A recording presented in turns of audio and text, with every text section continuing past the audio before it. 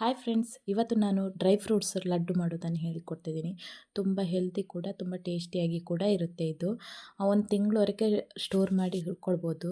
ನಾನು ಇದಕ್ಕೆ ಗೋಡಂಬಿ, ದ್ರಾಕ್ಷಿ ಹಾಗೂ ಬಾದಾಮನ್ನು ತಗೊಂಡಿದ್ದೀನಿ.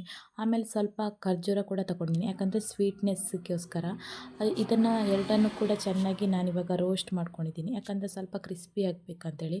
ಇದನ್ನು ಇವಾಗ ಎಲ್ಲ ಕೂಡ ಹಾಕಿ ನಾನು ಮಿಕ್ಸಿಯಲ್ಲಿ ಗ್ರೈಂಡ್ ಮಾಡ್ಕೊಳ್ತಿದ್ದೀನಿ.